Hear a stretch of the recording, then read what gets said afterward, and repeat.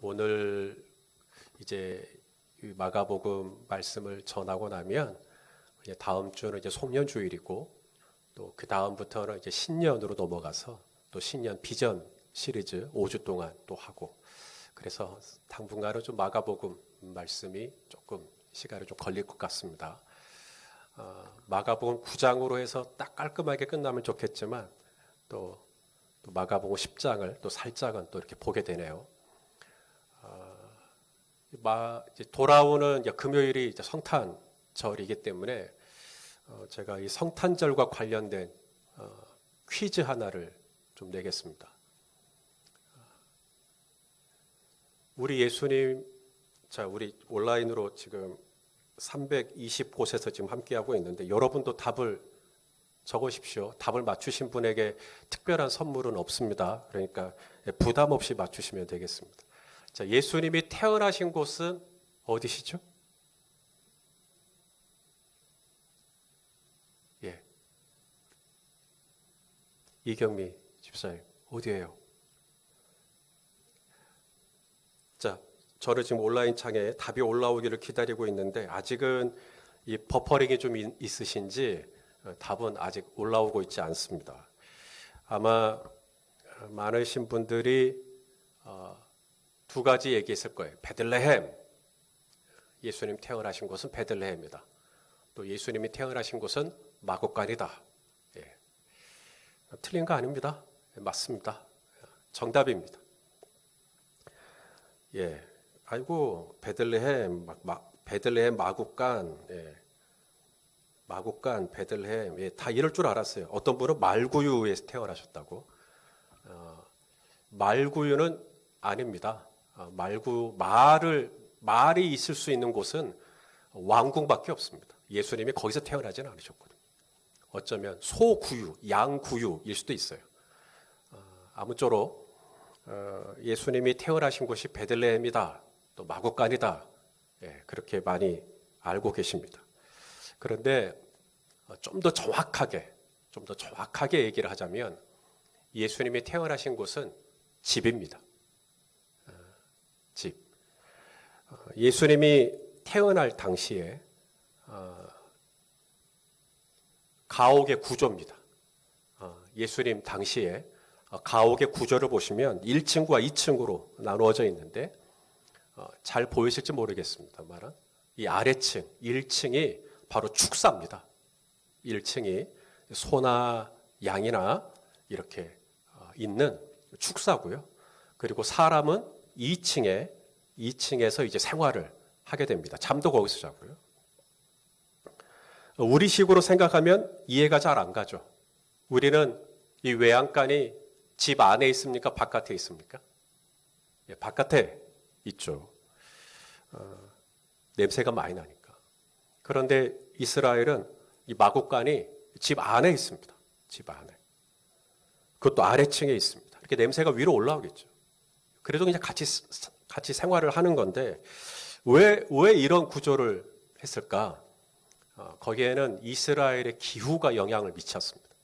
이스라엘은 낮에는 되게 따뜻한데요. 밤이 되면 엄청 춥습니다. 그렇기 때문에 이 열기죠. 이 짐승들이 가지고 있는 이 따뜻한 열기가 위로 올라오잖아요. 그것으로 일종의 난방 효과를 얻기 위해서 그렇게 구조를 만든 겁니다. 그래서 아래층에다가는 짐승들의 축사를 만들어 놓고 그리고 사람은 그 위에 이렇게 생활을 하게 만든 것이죠. 그러면 또 의문이 생기시는 분이 계실 거예요. 성경에서는 분명 예수님이 태어나신 곳이 여관이라고 했는데 여관. 자, 우리 누가복음 2장 7절 한번 읽어보시죠. 시작. 첫 아들을 낳아 강보로 싸서 구유에 뉘었으니 이는 여관에 있을 곳이 없음이로라. 예. 여관에서 태어나셨는데 여관에 있을 곳이 없음이로라. 여기 여관이라고 번역한 이 카탈루나라고 하는 이 단어는요, 신약 성경에 딱 3번 쓰였습니다. 오늘 이 누가복음 2장에 한 번 쓰였고요. 나머지 2군데는 여관이라고 번역하고 있지 않아요. 나머지 2군데는 게스트룸, 객실이라고 번역이 되어 있습니다. 자, 마가복음 14장 14절입니다. 시작. 어디든지 그가 들어가는 그 집 주인에게 이르되 선생님의 말씀이 내가 내 제자들과 함께 유월절 음식을 먹을 나의 카탈루나입니다. 카탈루나, 나의 객실이 어디에 있느냐. 또 누가복음 22장 11절에도 한 번 더 나와요. 시작. 그 집 주인에게 이르되 선생님이 내게 하는 말씀이 내가 내 제자들과 함께 유월절을 먹을 객실, 카탈루나가 어디에 있느냐. 그래서 일관성으로 미루어 보건대 여관이라는 이 번역은 우리로 하여금 좀 제대로 된 답이 아닐 수 있습니다. 객실이라고 해야죠. 게스트룸. 손님을 모시는. 근데 그게 없었던 거예요. 예수님이 태어날 당시에 객실에 사람들이 꽉 차 있어가지고 예수님이 더 이상 이 객실에 머물 수가 없어서 1층 축사해서 거기서 이제 예수님을 낳았다라고 하는 것입니다. 자, 그러면 이 여관은 그럼 도대체 어떤 곳일까? 우리가 누가복음 10장에 보면 예루살렘에서 예배를 드리고 여리고로 가던 사람이 강도를 만납니다. 그리고 강도를 만나가지고 이제 길에 쓰러져 있죠. 그때 뭐 레위인도 지나가고 제사장도 지나가고, 그런데 이제 선한 사마리아인이 와서 이 아픈 사람을 이제 데리고 어디로 가냐면 여관으로 데려가는 겁니다. 여관. 자, 우리 누가복음 10장 34절입니다. 읽어보시죠. 시작. 가까이 가서 기름과 포도주를 그 상처에 붓고 싸매고 자기 짐승에 태워 주막으로 데리고 가서 돌보아 주었다. 여기 주막이라고 번역한 이 판돈퀴온이라는 이 단어가 여관이에요. 여관. 카탈루나가 여관이 아니라 판돈퀴온이라는 단어. 그러므로 예수님이 태어나신 곳은 여관도 아니요, 마국간도 아니라, 마국간은 맞죠. 마국간은 맞는데 우리가 생각하는 외양간 개념이 아니라 예수님이 태어나신 곳은 엄연히 사람들이 기거하고 생활하는 집에서 예수님이 태어나신 겁니다. 당시에 헤롯의 성전이 있잖아요. 그죠? 요한복음 2장에 보면 이 헤롯의 성전이 46년 동안 지어졌다. 역사학자들에 의하면 70년 정도 이 성전이 보수되고 만들어지는 데 시간이 걸린 시간이. 그렇게 으리으리한 성전이 바로 옆에 있어요. 예수님이 그런 으리으리한 성전에서 태어나실 만도 하지 않습니까? 그런데 예수님은 그런 금빛 찬란한 헤롯의 성전에서 태어나시지 않으시고 베들레헴의 이름 없는 시골에, 그것도 객실도 아닌 축사에서, 그리고 그 구유에 누이신 예수님. 그래서 예수님은 집에서 태어나신 예수님. 여러분, 오순절날 성령님이 임하실 때도 이 성령님이 성전에 임하신 게 아니라 바로 마가라 하는 이 요한의 집에 바로 이 성령님이 임하십니다. 이 사도행전 1장 13절에 보시면 다락방이라고 이제 되어 있죠. 다락방. 근데 이게 영어 성경으로 보면 이게 upper room, 이렇게 위층에 있는 방이에요. 위층에 있는 방. 우리가 생각하는 그런 아주 좁다란 다락방 개념이 아닙니다. 성지순례를 가보면 이 마가 요한의 이 다락방을 직접 방문하고 구경할 수 있는 기회가 있는데 엄청 큽니다. 그래서 이 마가의 다락방에 몇 명이 들어갔다고요? 120명. 이 장년이 120명이 들어갈 정도로 큰 공간입니다. 이것은 무엇을 의미하냐면 이 마가, 요한, 우리가 지금 마가복음 보고 있죠. 이 마가복음을 쓴 사람입니다. 이 마가, 요한의 집이 그만큼 사회적인 지위나 또 위치가 괜찮았다는 것을 의미하는 거예요. 또 그도 그럴 것이 이 마가, 요한의 집이 시온산 부근에 있습니다. 이 시온산에 사는 사람들, 거기가 일종의 부촌이에요. 부촌. 그래서 이 다락방이라고 하는 이 위층의 개념이 120명이 수용될 수 있을 정도로 어마어마하게 큰 집을 가지고 있었던 것인데, 중요한 것은 성령님이 성전이 아니라 바로 이 집에, 예수님도 집에서 태어나셨고 성령님도 집에서 바로 임하셨던 첫 보혜사 성령이십니다. 뿐만이 아닙니다. 이 바울이 쓴 이 서신에 보면 이 초대 교회들도 다 집에 있었어요. 자, 로마서 16장 5절 말씀입니다. 자, 교회가 어디에 있는가를 좀 보십시오. 자, 시작.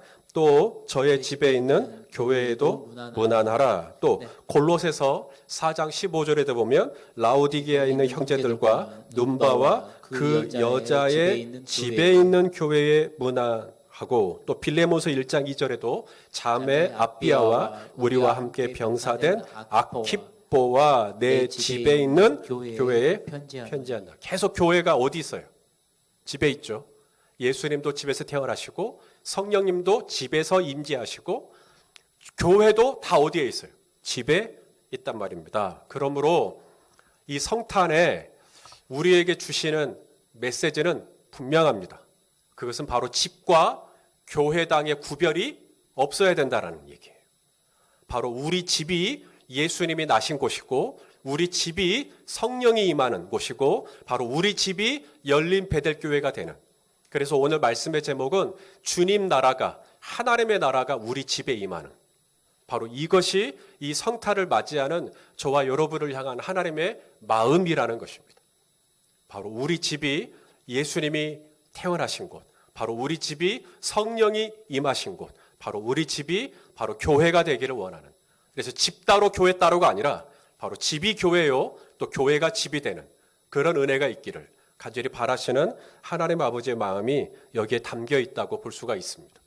자, 그러면 오늘 말씀의 제목처럼 정말로 우리 집이 하나님의 나라가 임하는 그런 교회, 우리 이 집에 주님 나라가 임하면 무슨 일이 일어나는가, 이걸 보려고 합니다.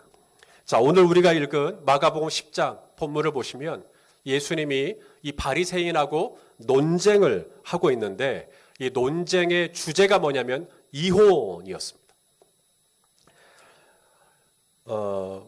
모세는 이혼을 하려고 할 때 이혼 증서를 써주면 된다 그랬어요. 그래서 바리새인들이 말하는 겁니다. 그렇게 이혼을 하면 되는 거냐고. 예수님의 생각은 어떠냐고. 자, 오늘 4절 말씀이었는데 우리 5절 말씀을 한번 읽어보겠습니다. 5절을 읽어봅시다. 시작. 예수께서 그들에게 이르시되 너희 마음이 완악함으로 말미암아 이 명령을 기록하였거니와. 자, 모세가 왜 율법 즉 그 증서를 써주고 이혼을 허용하는, 왜 모세가 그렇게 했을까? 그것은 바로 너희의 완악함 때문이라는 거예요. 완악함. 저와 여러분의 집이 사막화가 될 수 있는 그런 상황, 그런 환경에 있다면 바로 우리 마음이 완악해지면 됩니다. 돈이 없어서가 아니라 내 마음이 완악해 있으면 우리 집은 사막처럼 황폐하게 됩니다. 제가 마음이 완악한 상태로 제 아내에게 대하고 제가 마음이 완악해져서 제 자녀들을 대한다면 제 아내가, 제 자녀들이 숨을 쉴 수가 있을까요? 이 완악하다라는 마음이 완전히 굳어져 있다는 거예요. 마음이 닫혀져 있고요. 마음이 아주 거칠어져 있는 것입니다. 어떻게 하면 마음이 그렇게 완악해질 수 있나? 간단합니다. 내버려 두면 됩니다. 이 하나님께서 우리에게 주시는 심판, 우리에게 주시는 정말 심각한 이 저주 중에 하나가 뭐냐면 하나님이 우리에게 아무 관여를 하지 않는 것입니다. 우리를 내버려 둬버리시는 거예요. 로마서 1장에 보면 하나님께서 상실한 마음 그대로 내어버려 두신다. 우리 인생에 이렇게 돼버리면 우리의 마음은 곧바로 완악해져 버립니다. 하나님께서 더 이상 우리 마음을 만져주시지 않으시고 우리 마음을 주장해 주시지 않으시면 누구라도 다 이 마음이 깡깡하게 굳어집니다. 그리고 그렇게 굳어진 마음, 완악한 마음으로 내가 집에 들어가면 그 집은 절대로 천국일 수가 없는 겁니다. 하나님의 나라가 될 수가 없는 것이죠. 모세 당시 사람들은 참 완악했습니다. 특히 누구에게 완악했냐면 여성들에게 완악했어요. 지금도 만만치 않고 그래도 여성의 지위와 또 인권이 많이 좋아졌지만 이 고대, 이 가부장적인 사회 안에서 이 여성의 사회적인 위치라든지 이런 것들은 너무나 위태롭고 작았습니다. 숫자를 살 때 여성은 카운트에 들어가지도 않았고요. 마을에서 뭔가 중요한 결정들을 의결해야 될 때 여성들에게는 어떤 권리도 주지 않았습니다. 유대인 남자들이 드리는 일반적인 감사 세 가지가 있는데, 첫째는 종으로 태어나지 않은 게 감사하고, 둘째는 이방인으로 태어나지 않은 게 감사하고, 세 번째가 바로 그겁니다. 여성으로 태어나지 않은 게 감사하다. 그 정도로 이 여성의 입지가 굉장히 위태로웠습니다. 하물며 예수님과 좋게 2000년 이상 차이가 나는 모세의 때에 여성의 인권은 더 어려웠죠. 모세 당시 이혼은 조금 더 어렵지 않았습니다. 결혼도 쉬웠지만 이혼은 더 쉬웠어요. 그리고 그렇게 이혼을 하게 되면 전적인 피해는 다 여성들이 보았습니다. 남편에게 이혼을 당한 여인의 경우 그 여인을 심판할 수 있는 이 권리가 마을에게 주어져요. 그리고 이 마을은 이 여성을 부도덕한 여인으로 간주하고 돌로 쳐서 죽였다는 그런 기록도 있습니다. 우리나라는 어땠을까요? 우리나라는 좀 더 이 여성의 인권이 좀 나았을까요? 여러분, 칠거지약이라는 말 들어봤습니까?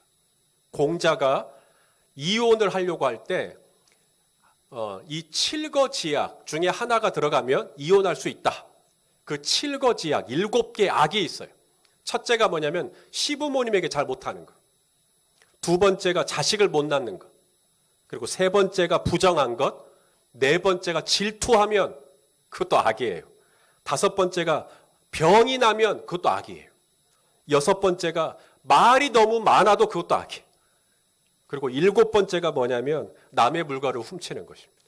이 칠거지약이 들어가면 이 아내와 헤어질 수 있는 거예요. 말이 많아도 헤어질 수 있어요. 아마 여기서 살짝 아내의 얼굴을 쳐다보실 분들이 계실지 모르겠습니다만, 예수님 당시에도 이 남자가 이 아내와 이혼하려고 할 때 세 가지. 첫째는 뭐냐면 낯선 남자에게 말을 걸면 헤어집니다. 두 번째, 이 아내가 머리를 길게 늘어뜨리면 헤어집니다. 그리고 세 번째, 아내가 이 손목을 보이면 이게 예수님 당시였어요. 그러니까 만일에 제 아내가 낯선 남자에게 대화를 하는데 손을 들어가지고, 손목이 보이게 손을 들어가지고 머리를 늘어뜨렸다. 그러면 제 아내는 스트라이크 아웃이 되는 거예요. 그만큼 여성의 사회적인 지위는 매우 위태롭고 좁았습니다. 그래서 하나님께서 모세에게 율법을 주실 때 이혼을 하려거든 이혼 증서를 쓰라. 이혼 증서를 쓰라. 이혼 증서를 쓰려고 하면 이혼하는 사유를 적어야 돼요. 근데 이혼하는 사유를 남편이 임의적으로 거짓말로 쓸 수가 없습니다.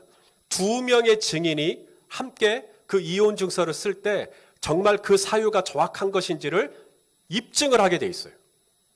그렇기 때문에 이 이혼 증서를 함부로 쓸 수도 없고 마음대로 쓸 수도 없고, 이것은 무엇을 의미하냐면 하나님께서 모세에게 이혼 증서를 쓰고 이혼을 허용한 것은 이혼을 하라는 얘기가 아니라 이혼을 가급적이 위한 막기 위한 방법이었던 겁니다. 번거롭게 만들어서.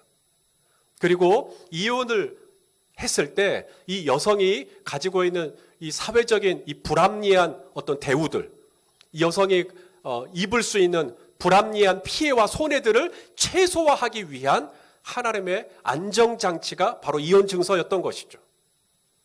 근데 이것을 오늘 예수님이 말씀하신 것이죠. 사랑하시는 여러분, 바로 하나님의 나라가 우리 집에 임하면 바로 이런 일들이 일어납니다. 사회적으로 굉장히 위태롭고 작고 또 연약한 이 어느 한 사람의 지위와 한 사람의 인격이 새롭게 존대받고 인정받고 세워지는 것, 바로 이것이 하나님의 나라가 임할 때 일어나는 일이라는 것이죠. 아내는 남편을 존중합니다. 아내는 남편을 어떻게 존중합니까? 마치 그리스도가 교회의 머리이듯이 그렇게 존중하는 것이죠. 자, 에베소서 5장 22절 23절 읽어보겠습니다. 시작. 아내들이여 자기 남편에게 복종하기를 주께 하듯 하라. 이는 남편이 아내의 머리됨이 그리스도께서 교회의 머리됨과 같음이니 그가 바로 몸의 구주시니라. 예. 하나님의 나라가 우리 집에 임하면 무슨 일이 일어나냐면 바로 서로를 존중해 주는 일이 일어나는데, 아내는 남편을 머리로서 존중하고, 또 그러면 남편은 아내를 어떻게 존중할까요? 자신의 연약한 그릇으로, 그리고 나와 함께 생명의 유업을 이어받을 자로. 자, 우리 베드로전서 3장 7절 말씀입니다. 읽어보시죠. 시작. 남편들아, 이와 같이 지식을 따라 너희 아내와 동거하고 그를 더 연약한 그릇이요 또 생명의 은혜를 함께 이어받을 자로 알아 귀히 여기라. 이는 너희 기도가 막히지 아니하게 하려 함이라. 또는 그 아내를 더 연약한 그릇같이 여겨 지식을 따라 동거하고. 아내를 아껴주라는 거예요. 아내가 더 깨지기 쉬운 연약한 그릇인 줄로 알고 아내를 아껴주라는 거예요. 이것이 바로 하나님의 나라가 임할 때 아내는 남편을 나의 머리로서, 그리스도가 교회의 머리처럼 그렇게 존중해주고, 또 남편은 아내가 깨지기 쉬운 연약한 그릇인 줄로 알고 아내를 더 케어해주고, 이게 바로 주님 나라가 임할 때 일어나는 일이라는 거죠. 자, 그러면 우리 부모는 자녀들에게 어떻게 해야 될까요? 자녀들이 어리고 자녀들이 아직은 연소하고 세상 물정 모르고, 그러니까 이 자녀들을 무시하고 자녀들을 업신여기고 그래야 될까요? 그게 아니라는 거예요. 오늘 제자들이, 어린아이들이 예수님께 오려고 하니까 막아요. 야, 너네들은 오지 마. 너네들은 그냥 저리 가서 따로 놀아. 이렇게 됐는데 예수님이 제자들에게 화를 내십니다. 이 어린아이들이 내게 오는 걸 막지 마라. 천국이 바로 이 어린아이들의 것이다. 자, 보시죠. 오늘 본문 13절, 14절입니다. 자, 읽어보시죠. 시작. 사람들이 예수께서 만져주심을 바라고 어린아이들을 데리고 오매 제자들이 꾸짖건을 예수께서 보시고 노하시어 이르시되 어린아이들이 내게 오는 것을 용납하고 금하지 말라. 하나님의 나라가 이런 자의 것이니라. 그러면서 굉장히 중요한 말씀 15절 16절 역시나 같이 읽어보겠습니다. 시작. 내가 진실로 너희에게 이르노니 누군지 하나님의 나라를 어린아이와 같이 뭐 해야 돼요? 받들어주는 거예요. 아내는 남편을 받들어주고, 남편은 아내를 받들어주고, 부모는 자식을 받들어주고, 자녀는 당연히 부모님 받들어야겠죠. 그렇게 서로를 받들지 않는 자는 결단코 그곳에 들어가지 못하리라 하시고, 그 어린아이들을 받들어주시죠. 안아주시고 그들 위에 안수하시고 뭐 하셔요? 축복하시니라. 주님 나라가 우리 집에 임하면 일어나는 일들입니다. 서로 받들어주는 거예요. 여러분, 어린아이와 같이 받들지 않는 자, 이 어린아이라는 표현은 마가복음 9장에서 계속 우리가 보아왔던 표현입니다. 마가복음 9장에 제자들이 길을 걸어갈 때 누가 크냐 하고 막 서로 싸우죠. 그때 예수님이 어린아이를 제자들 앞에 내세웁니다.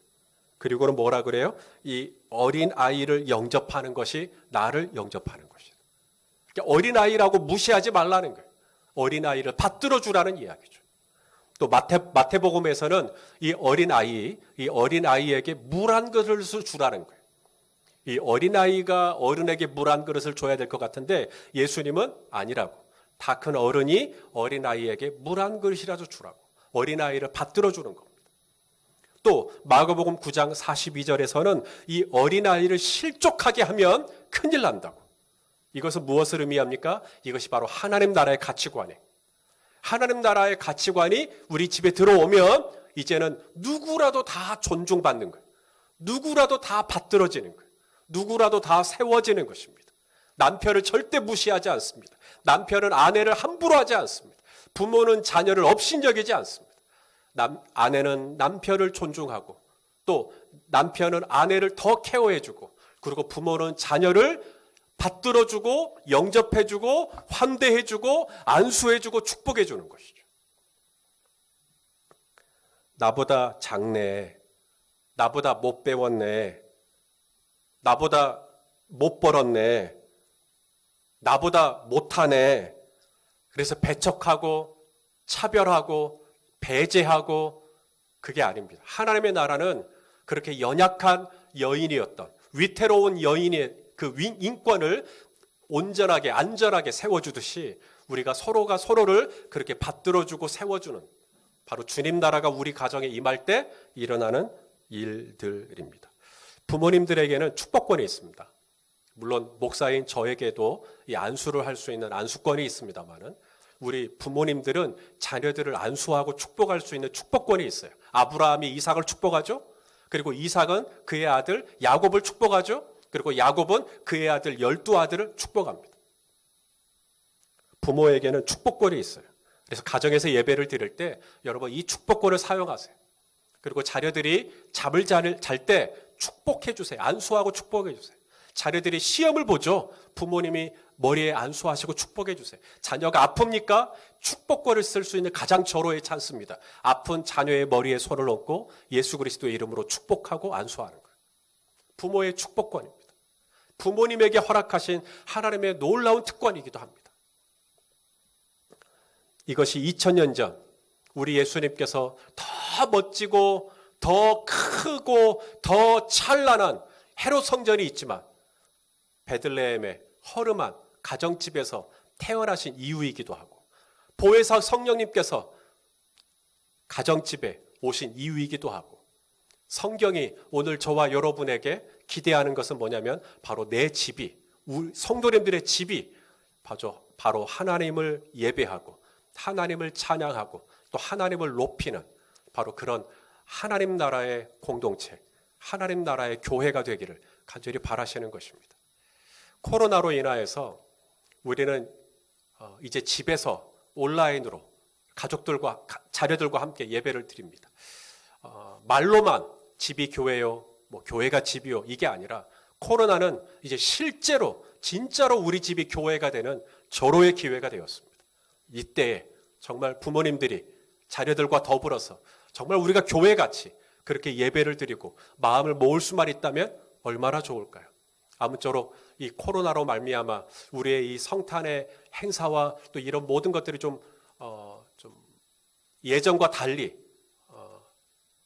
좀 뭔가 허전한 그런 느낌이 없지 않아 있지만 그럼에도 불구하고 오늘 이 베들레헴의 집에 가정집에 태어나신 우리 예수님을 생각하시면서 우리 남편들은 아내를 더 케어해주고 또 아내들은 또 남편을 더 세워주고 또 부모는 자녀들을 더 받들어주고 안수해주고 축복해주는 그런 은혜가 있어서 우리 성도님들의 가정에 하나님 나라의 의와 평강과 희락이 날로도 충만하게 되시기를 예수님의 이름으로 축원합니다. 기도하겠습니다. 하나님 아버지, 베들레헴의 한 가정집에 예수님이 나시고 또 시온산의 한 가정집에 성령님이 오셨듯이 오늘 우리 성도님들 그곳이 어디든 그 가정집에 그 집에 바로 하나님의 나라가 임하는 은혜가 있기를 간절히 기도하고 원합니다. 그래서 남편은 아내를 더 깍듯하게 세워주고 또 아내 또한 남편을 더 존중해주며 또 부모는 자녀들을 더 따뜻하게 감싸주고 허물을 덮어주는 축복해주는 그런 아름다운 하나님 나라의 가치관이 숨을 쉬는 그런 가정들이 다 될 수 있도록 축복하시고 함께하여 주옵소서. 예수 그리스도의 이름으로 감사기도 드리옵나이다. 아멘.